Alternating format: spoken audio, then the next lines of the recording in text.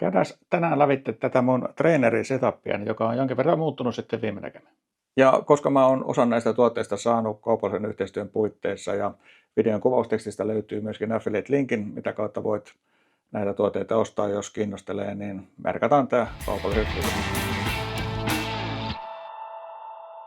Niin, morjesta. Setupin sydän tietysti on tää Cyclusan T3-treeneri ja siihen kytketty mun maantiepyörä. Niin mä tein tästä treeneristä vuosi takaperin esittelyvideo, jossa on käytötekniset ominaisuudet sun muut lävitte, niin ei lähdetä niitä tässä toistamaan.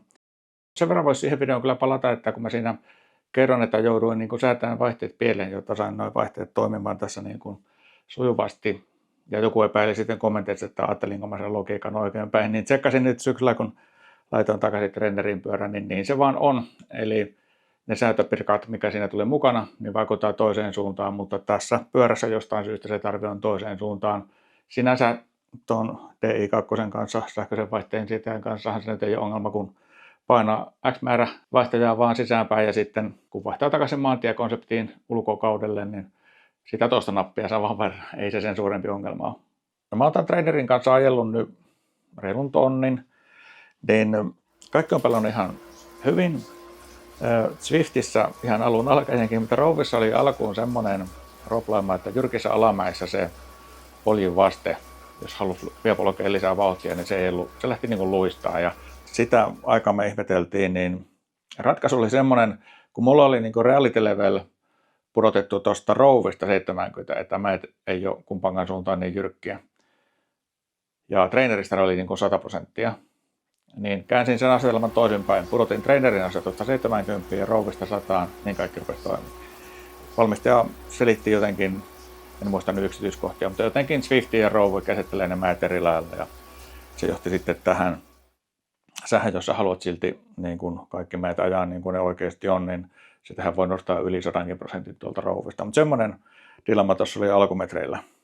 No, osittain tämän ja myöskin siihen vaihteiden säätötarpeeseen liittyen, niin hommasin tähän myöskin tuo virtuaalivaihteet, mutta se ei kyllä toimi ihan niin kuin mä ajattelin sen toimivan. Mulla on edelleen keskustelu kesken valmistajan kanssa, että pitäisikö sen toimia mukaan noin. Mutta siis ne vaihteet on liian niin kuin lähellä toisiaan. Siinä on 3 eri tavallaan porrasta, millä sä pystyt säätämään, että paljonko se lisää sitä vastusta ja poistaa ikään kuin kuinka iso on niiden vaihteiden väli. Mutta vaikka se olisi isoimmillaan, niin silti niiden ääripäiden väli mun mielestä ei vastaa kovinkaan montaa ratasta takapakassa, että se on niin kuin kapeampi se vaihdeskaala, jos ajaa pelkästään virtuaalivaihteella kuin mekaanisella vaihteella. Tämä virtuaalivaihdepalikka ei toimi muiden trainereiden kanssa kuin näiden Cyclusan T2 ja T3 kanssa, että tämä on niin kuin ihan heidän oma systeeminsä. Mutta muuten isoin muutos niin kuin viime vuoden mittaan on tämä älytuuletin, joka on kyllä älyttömän hyvä, niin kuin nimikin jo viittaa, eli säätää automaattisesti sitä ilmavirtaa. Sen saat niin kuin määrittää, että meneekö se niin kuin tehon mukaan, sydämen sykkeen mukaan, nopeuden mukaan vai manuaalisesti. Mulla on kauko-ohjaaja tuossa putkella, jolla sitä moodia voi säätää, mutta käytännössä mä ajan aina niin kuin tehon mukaan, koska silloin se niin kuin jäähdytystarve on suurimmillaan. Tämä on kyllä todella tehokas. Vastaa siis tämä ilmavirta jotain vähän reilu 50 niin kuin ajoviimaa, jos sen sillä lailla haluaa. Mutta se, että se simuloi sitä ajoviimaa, niin ei mun mielestä ole taas niin kuin jäähdytysasian kannalta välttämättä se oikea moodi, mutta kukin tietysti taplaa tyylillään. Tänhän voi asentaa myöskin niin kuin lattialle, kääntää vaan sen tuossa telineessään, mikä tulee mukana, niin semmoiseen kulmaan, että se puhaltaa sulle rinnuksiin, mikä on ihan ok, mutta kun mä käytän tässä tämmöistä pöytää sitten taas niin kuin läppärin alla, niin se niin kuin blokkaa sen viiman. Sen takia se on tässä mulla vähän niin kuin toisella puolella.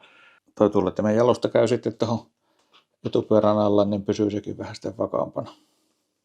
Sitten kun mä tuolla kotona on ajanut, niin mulla on siellä sitten vielä niin kuin toisella puolella tavallinen tuuletin, mutta tässä on kyllä tosi hyvä toi ilmavirran määrä, mikä tulee.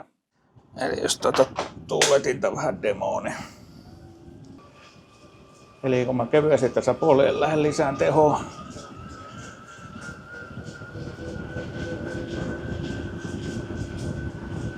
niin se lisää jäähdytystä ja sitten taas kun kevennän, niin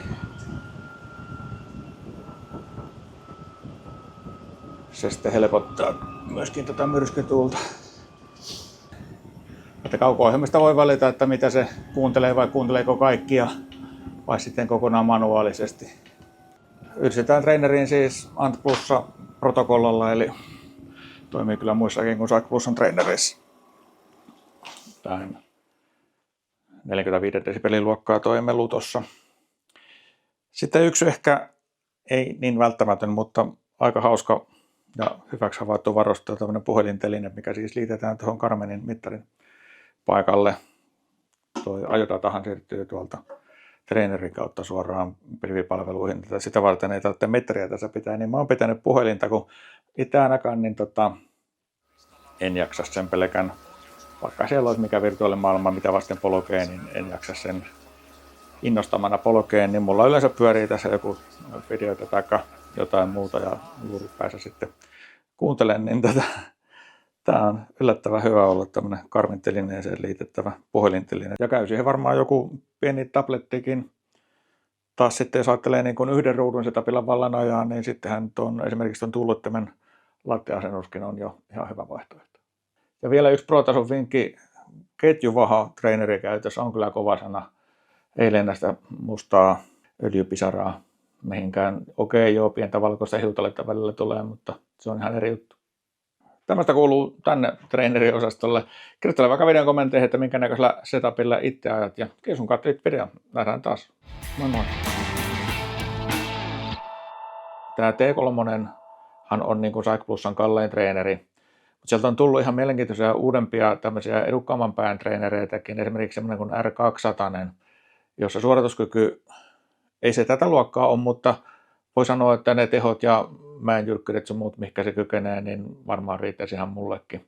Jos taat meinaa tätä T3 ostaa, niin siitä saa $200 pois, kun käytät koodia veloki-T3.